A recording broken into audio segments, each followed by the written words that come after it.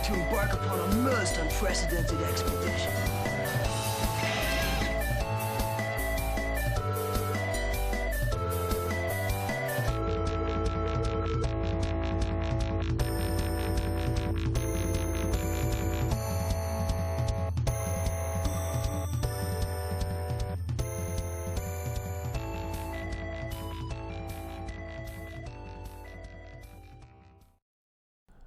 So I had a viewer of the channel who I'd like to thank, and I'd like to thank everybody that shares information with me in the comment section, and I please encourage anybody else to do so also, so that this information can get out. He has access to a website that right now I can't get on. I'm still trying to work out what site that is, and when I can, I'm gonna get to it. But some of the information that he's shared with me, which shows it being last updated on the 15th, which would be yesterday, 11/15th of November, was showing they consider low levels at 686 NSV/H, and it reached as high as 9,600 when its average is 727 with a deviation of 503. So they had some pretty massive spikes in radioactive readings over there with some of their sensors near the plant. We are 8 years down the road after the triple trinity triad meltdown at Fukushima Daiichi nuclear power plant in Japan. And from what I'm getting information from sources, this hasn't ended. The meltdown is still in process, as once reactors melt down, there's no stopping those meltdowns. It's an out of control reaction. That's why they call it a meltdown. We're going to do just a little refresher on what is going to happen, and probably already is happening right now, as they've run out of storage capacity to store all the treated water, they say, the irradiated treated water, which now they need to begin to dilute and dump directly into the ocean. I'm sure they've been doing this probably for the entire 8 years, I would imagine. I know they had problems with groundwater coming into the reactor site, so they tried to build an underground ice wall to try to stop that water from coming in, which they were unsuccessful at, as millions of gallons continue to just flow into the reactor site. And here we're talking about 8 years down the line, and they're having water issues, woes, of course. And if you guys all want to read this full story, I'll leave the link in the description. But here we're gonna just check out a little bit of it. It's talking about nearly 1,000 storage tanks scattered across Fukushima #1 reactor site, which is holding a staggering 1 million tons of treated water, they say. Treated? Probably not. It's probably highly radioactive, I would imagine. And they're also talking about needing to build more storage tanks, because they're going to run out of storage very soon, it sounds like.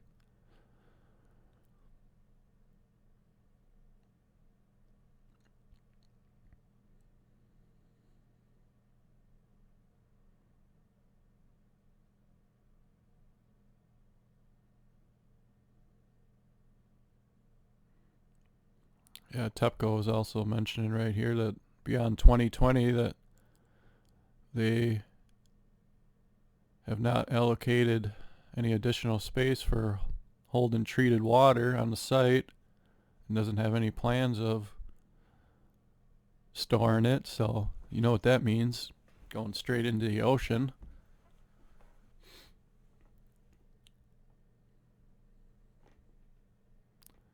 And none of this is being talked about since 2020 Olympics is right around the corner and is being held in Japan.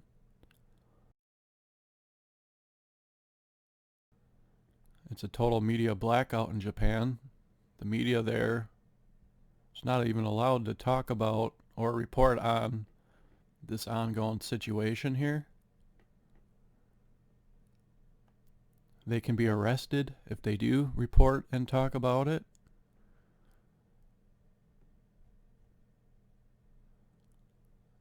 Readings are quite high yet over there.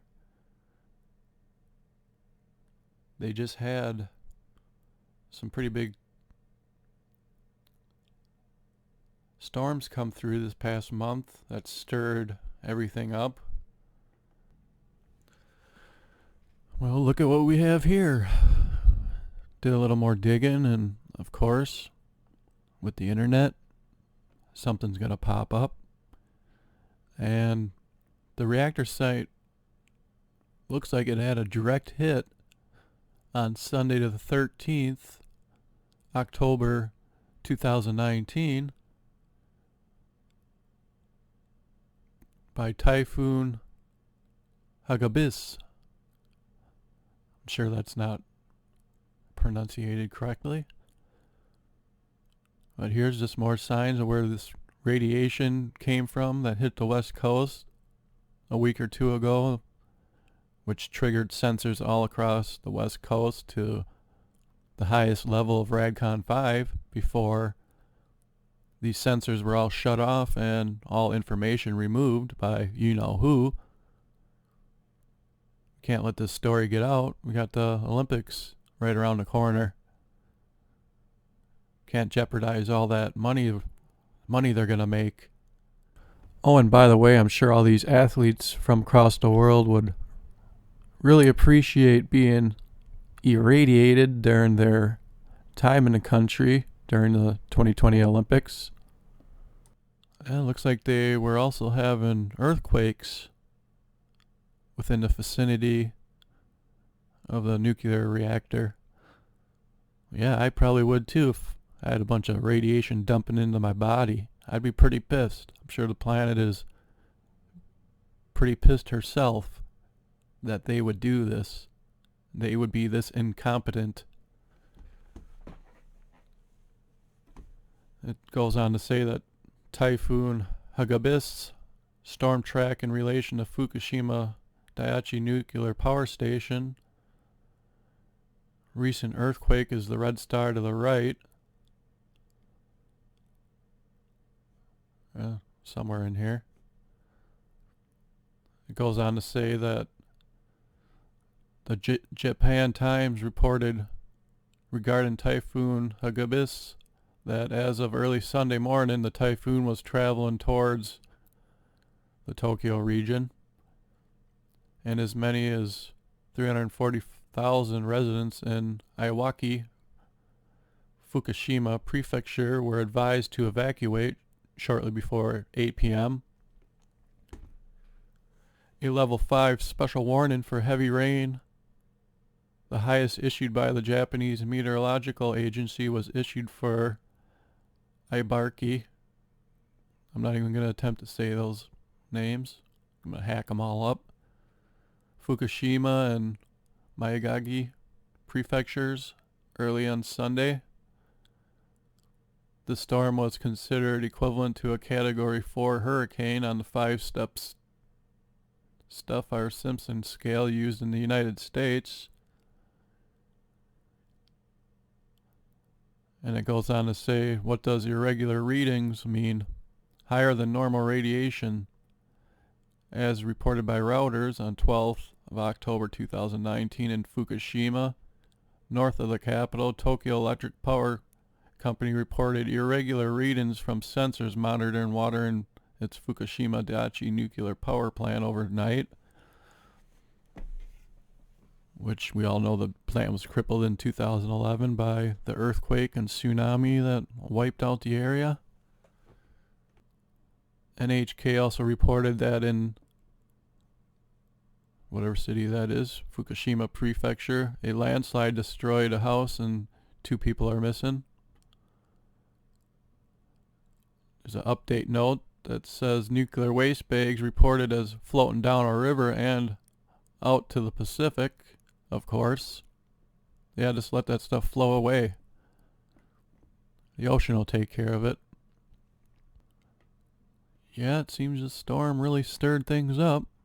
It was even powerful enough to bring that radiation all the way over to the west coast. It's just more confirmation of where this is all coming from. Of course. And those that are tasked with protecting and serving the people of the world and the United States are silent about this, hiding it, because their fake money is more important than human lives or the natural environment, which they enjoy destroying and then blaming humans for, when it's them all along. But humans allow it, so they're going to keep doing it until we put our foot down and say no more. And one source was telling me that the storms blew away a lot of irradiated topsoil that they just lost straight into the ocean, blown across the island, I would imagine, picked up by the winds from all these storms that came through recently.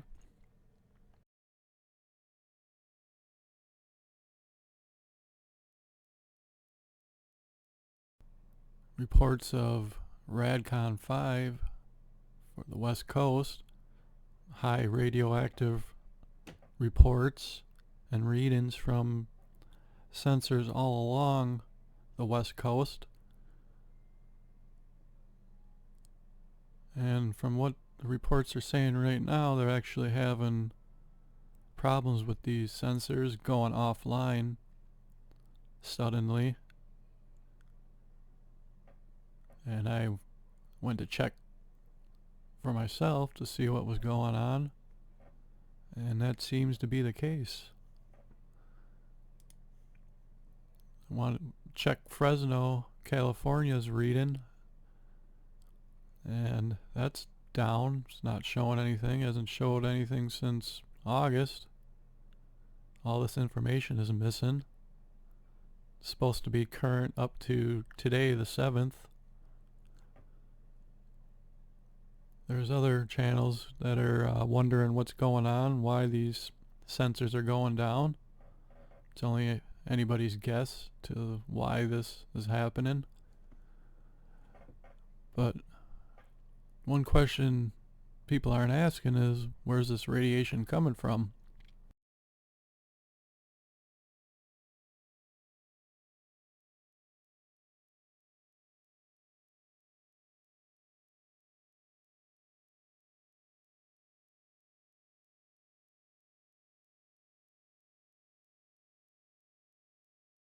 So to do a little follow-up on the Radcon 5 situation that we had this past week on the West Coast, which actually a few sensors in Colorado and other places were also reading high levels of radioactive activity.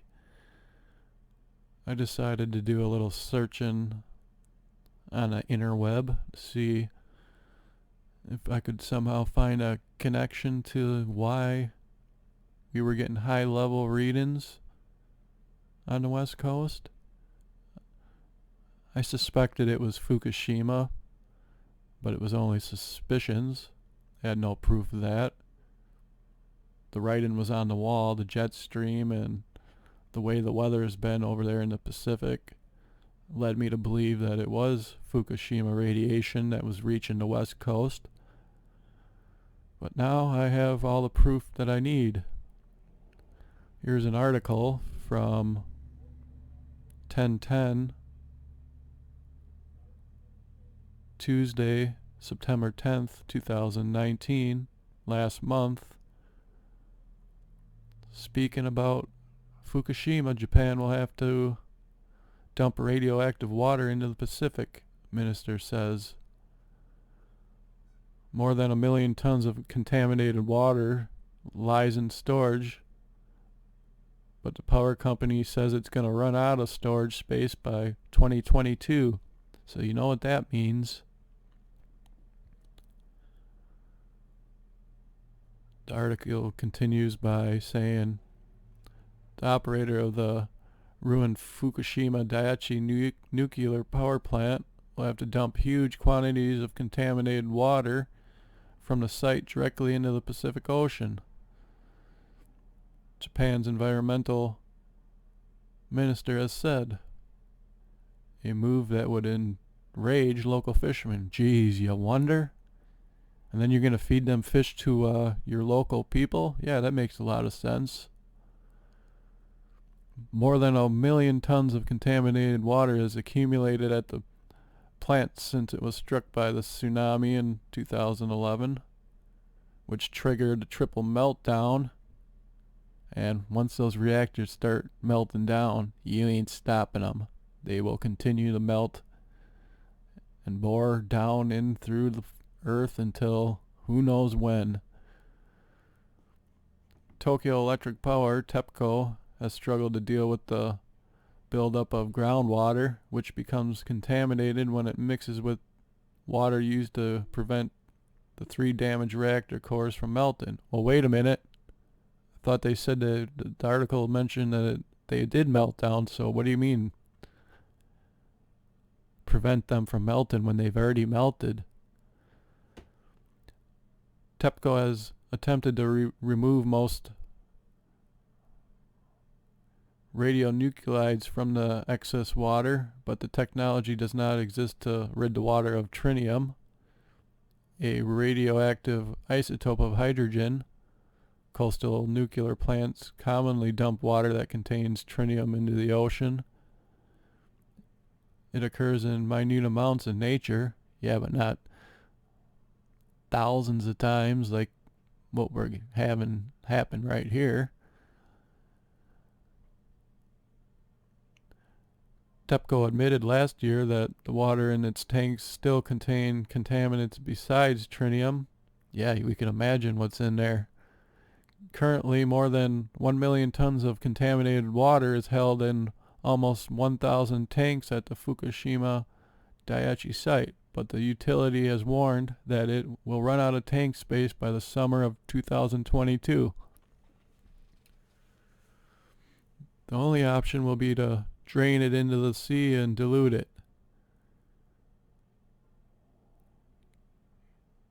Yoshiki Harada told the news briefing in Tokyo on Tuesday. The whole of the government will discuss this, but I would like to offer my simple opinion. No decision on how to dispose of the water will be made until the government has received a report from a panel of experts. Yeah, experts, all right. Other options include vaporizing the liquid or storing it on land for an extended period.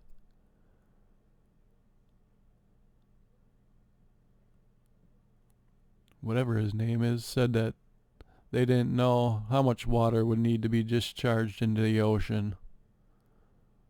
One recent study, not even going to try to say his name, who has a committee studying the decommissioning of the Fukushima Daiichi nuclear power plant at the Atomic Energy Society of Japan, said it could take 17 years to discharge the treated water after it has been diluted to reduce radioactive substances to levels that meet the plant's safety standards. Well, I think that all went through the door long ago.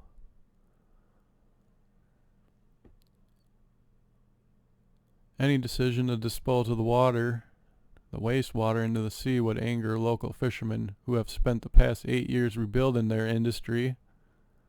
Nearby South Korea has also voiced concern over the impact it would have on the reputation of its own seafood. Yeah, just contaminate the hell out of the place even more. None of them need to sell anything, do they? Or you can just sell it all to the rest of the world and, it's okay.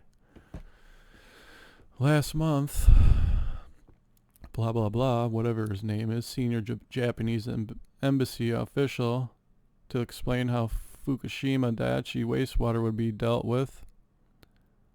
Ties between the Northeast Asian nations are already at a low, have been following a compensation dispute over Koreans forced to work in Japan's factories during the Second World War. The government spent 34.5 billion yen to build a frozen underground wall to prevent groundwater reaching the 3 damaged reactor buildings. The wall, however, has succeeded only in reducing the flow of groundwater from about 500 tons a day to about 100 tons a day. Japan has come under renewed pressure to address the contaminated water problem before Tokyo hosts the Olympics and Paralympics next summer. 6 years ago, during the city's bid for the Games, the Prime Minister assured the international community that the situation was under control.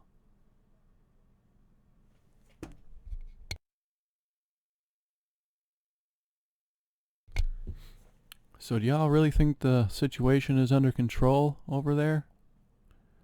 What is everybody's thoughts on the situation? Do you think these officials are being truthful about this situation? And if you liked this video, please be sure to like, share, subscribe, and ring that bell for further updates on the situation.